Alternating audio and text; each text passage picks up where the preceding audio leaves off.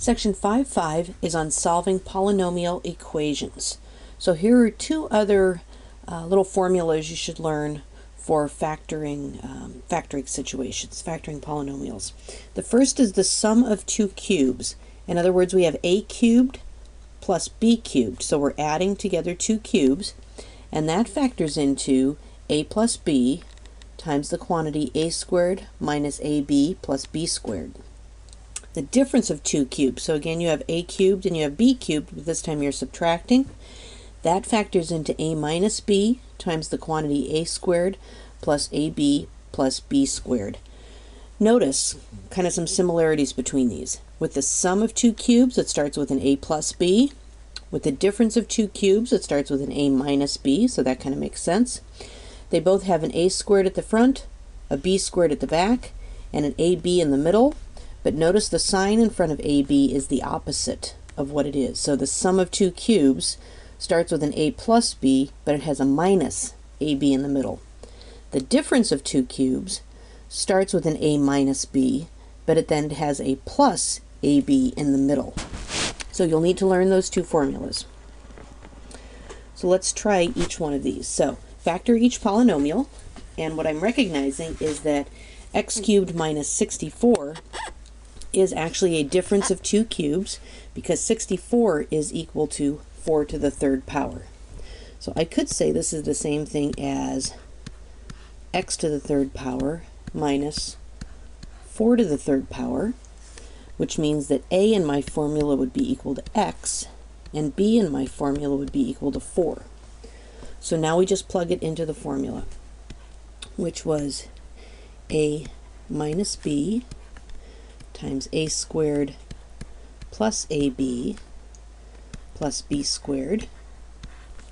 And then let's plug in what we have. So that would be x minus 4 times x squared plus x times 4 plus 4 squared. Cleaning that up, x minus 4 times x squared plus 4x plus 16. And that's the factored form of x cubed minus 64. Let's take a look at example number 2 here. 54x to the fourth plus 250xy to the third. Well, the first thing I notice is I can take out a greatest common factor of x. Both of those terms have an x in it, and I can factor that out. But 54 is not a perfect cube, nor is 250. But I do know that both of them are divisible by 2. So when I divide 54 by 2, I get 27, which is a perfect cube. That's 3 cubed. When I divide 250 by 2, I get 125, and that's a perfect cube. 125 is 5 cubed. So I will factor a 2x out of both terms, and that leaves me with 27x cubed. That's a perfect cube, plus 125 y cubed, and that's a perfect cube.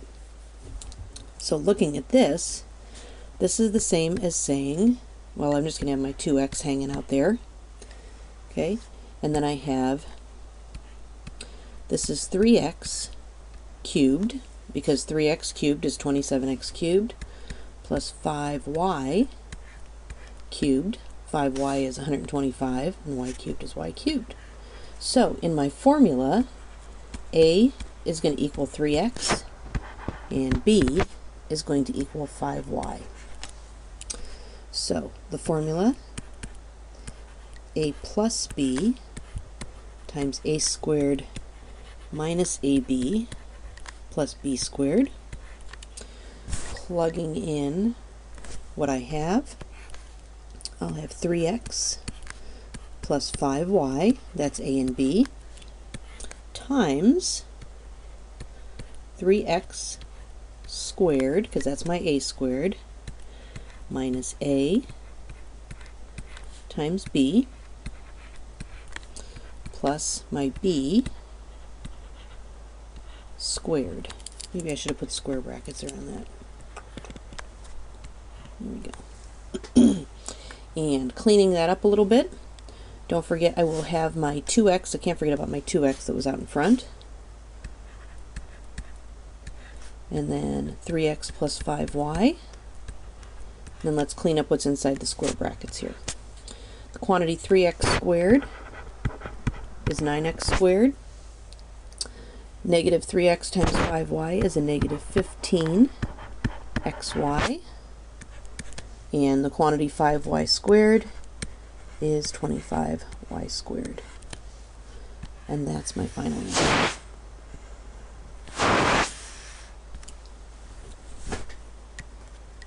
So here's an interesting chart from your textbook. It talks about some of the different factoring techniques that you can use. First rule of factoring in my book is always to look for a greatest common factor. And they give you an example, or kind of a general case here. They have to throw in a few numbers, but is there something that you can factor out of each term? If you have two terms, always consider it could be a difference of two squares, so something like a squared minus b squared. Is it the sum of two cubes, a cubed plus b cubed?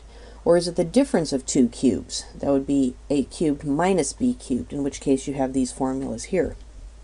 If there are three terms, is it a perfect square trinomial? Does it factor into something like a plus b quantity squared or a minus b quantity squared? General trinomials, this is a very confusing formula. But just remember, a general trinomial is in the form ax squared plus bx plus c. If a is 1, you're looking for two numbers that multiply to c and add to b. If a is greater than 1, then you're looking for two numbers that multiply to whatever a times c is and add to b, and then you'll need to use grouping from there. Watch some of my other videos that I have on my Algebra 1 YouTube channel.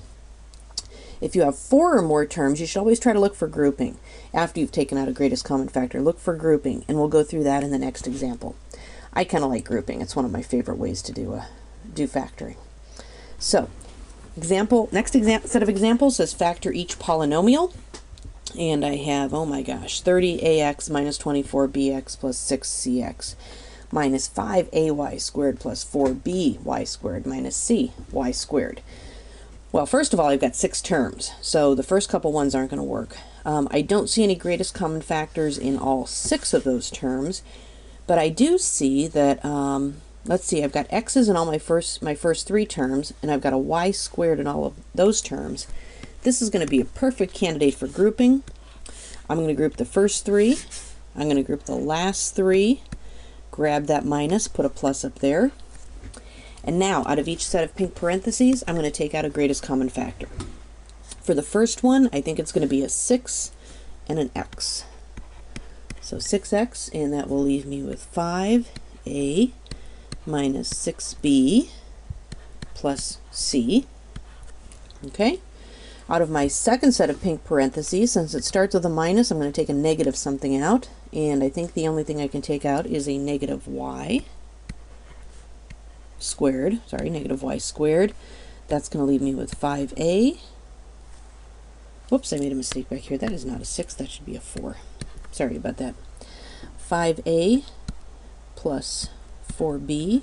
Oh, wait a minute, minus 4b, since I'm taking out a negative. That's going to be a minus 4b plus c. And when you're factoring by grouping, remember you should have exactly the same stuff in the parentheses. So I can put my 2 extra terms out front. I like to call them my lonely boys together in parentheses.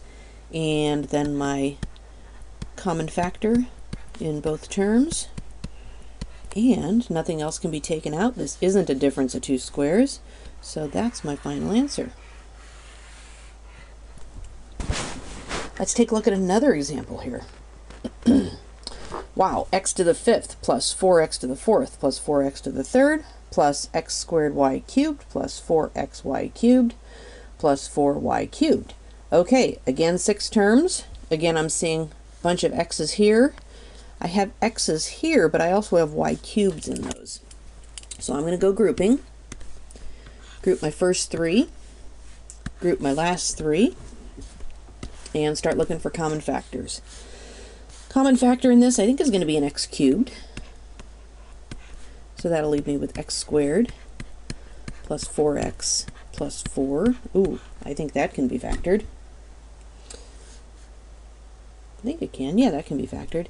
And then out of the last one here, I can take out a y cubed. And that's going to leave me with x squared plus 4x plus 4. And again, I have the same stuff in the parentheses. So one factor is going to be x cubed plus y cubed. Taking those two out front. My other factor is going to be x squared plus 4x plus 4. And I'm not done, because this is actually the sum of two cubes, and I believe this is a perfect square trinomial. So factoring my sum of two cubes, I'm going to have an x plus y. And this one's kind of easy because they don't have any coefficients, so you can just kind of think in terms of a and b. And an x squared minus xy plus y squared. And for my difference of squares, that's going to be an x plus 2 quantity squared. And that is factored. That was a lot of stuff in that one. So once you've kind of done your grouping thing, you need to look at what your two factors are, and can those be broken down further. Completely factored means it's broken down as much as possible. Quadratic form. Quadratic form is writing an expression in basically quadratic form. Something like, remember when we talked about quadratic equations and quadratic functions, they were in the form ax squared plus bx plus c. But a quadratic form is an expression that can be written as au squared plus bu plus c, where u is an expression in x. So in other words, this u is going to equal something x, like x squared or x cubed, something like that. Let me show you what I mean in a couple examples here. So we have x to the fourth plus 12x squared minus 8. So what I'm going to do is I'm going to say let u equal x squared. Okay?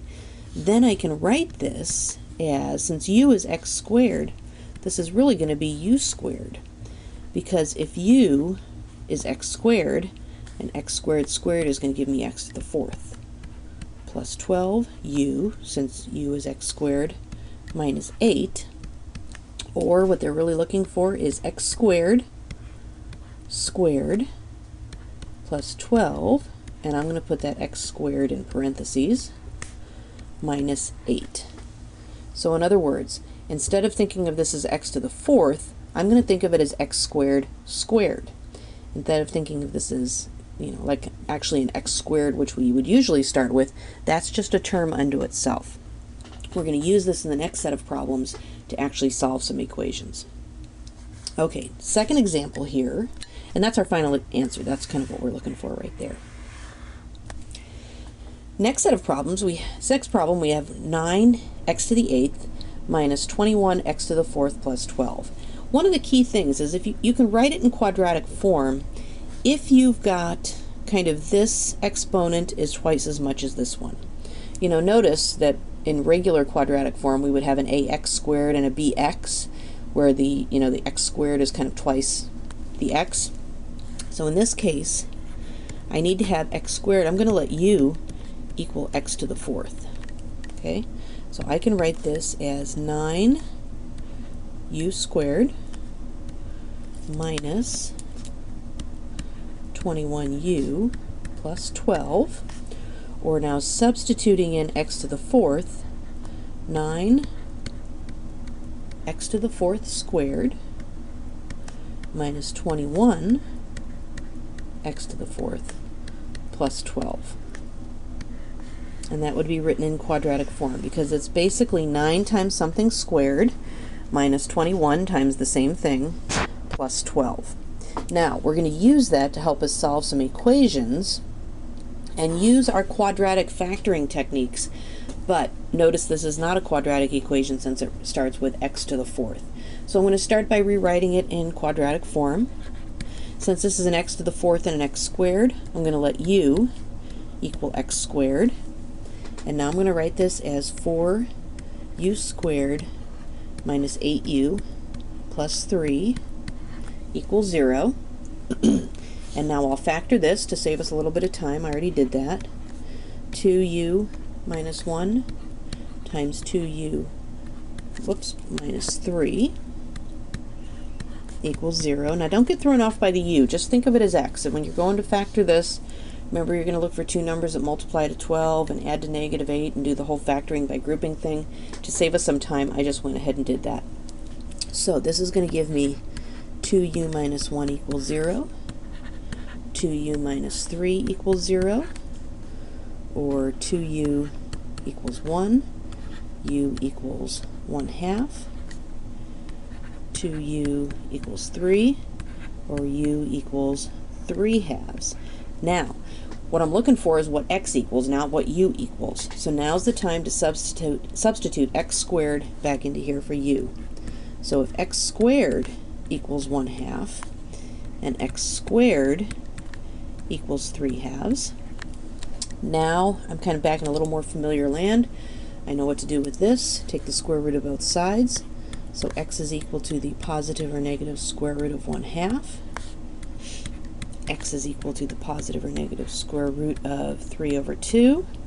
And then cleaning up those radicals, x is equal to plus or minus square root of 2/2.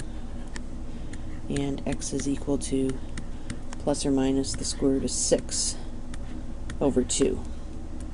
And those are my two answers. Notice that this problem started with an x to the 4th, and I actually have 4 answers. There's the positive and negative square root of 2/2, and the positive and negative square root of 6/2. 4 possible answers. If I were to graph the related function here, it would cross the x-axis in those 4 places. So, since this is an x to the 4th, the highest number of possible answers I can have is 4. Okay, here's another one with x to the 4th.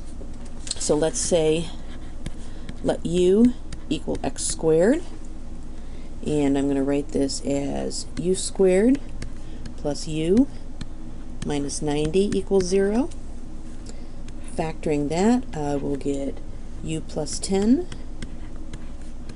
times u minus 9 equals 0, which means u plus 10 equals 0, or u equals a negative 10, u minus 9 equals 0, or u equals 9. Now it's time to substitute back in x squared for u. So x squared equals negative 10, x squared equals 9. Taking the square root of both sides, I have x equals plus or minus the square root of negative 10, which means x equals the positive or negative of I times the square root of 10, and square root of 10 can't be simplified. And x equals, this one's easy, positive or negative 3, because the square root of 9 is 3. So again, I started with a problem that was x to the 4th, and I ended up with 4 answers. 2 of them real, 2 of them imaginary. So if I were to graph this, it would only cross the x-axis in 2 points, because remember, with imaginary numbers, it doesn't cross, or complex solutions, it doesn't cross the x-axis. Example number 3, x cubed plus 216 equals 0. So this is going to be a sum of 2 cubes, where my a is x and my b is actually 6, because 6 to the 3rd power is 216. This is going to factor into x plus 6 times x squared minus 6x plus 36 equals 0. So that means x plus 6 equals 0, or x equals a negative 6. There's one of my solutions. And x squared minus 6x plus 36 equals 0. That can't be factored, so I need to use the quadratic formula. So x is equal to negative b plus or minus the square root of b squared minus 4 times a times c all over 2a. That simplifies into x equals 6 plus or minus the square root of negative 108 over 2, and that will simplify into 6 plus or minus 6i square root of 3 over 2. And then simplifying that a little bit further, doing a little canceling, x equals 3 plus or minus 3i square root of 3. So in this case, I have a cubic, so the most number of answers it can have is 3, and it does have 3 answers. However, only one of them is real. The graph of the related function here would cross the x-axis at -6, and here we have 2 complex roots, which means it does not cross the x-axis at those spots. And our last example here, 4x to the 4th minus 5x squared minus 6 equals 0. Since I have an x to the 4th and an x squared, I need to do a u substitution. Let u equal x squared. Rewrite this as 4u squared minus 5u minus 6. And factor that. I'll save a little bit of time here and go ahead and factor that for us. That's 4u plus 3 times u minus 2. So 4u plus 3 equals 0. U minus 2, u minus 2 equals 0. So u is equal to a -3/4, and u is equal to a +2. Substituting back in x squared equals -3/4. X squared equals 2. So x is equal to the positive or negative square root of -3/4. Cleaning that up, getting rid of the negative in there, we have plus or minus I square root of 3 over 2, and taking the square root of both sides here, x equals plus or minus the square root of 2. So here are 2 complex solutions. Here are 2 real but irrational solutions. So solving polynomial equations, sometimes you'll need to use something like a sum or difference of cubes like we did here. You might need to write it in quadratic form and substitute u for x squared. Sometimes you'll get real solutions, as we did, real rational solutions, as we did here with -6. Sometimes you'll get real irrational solutions, as we did here with positive and negative square root of 2, and sometimes you get complex solutions.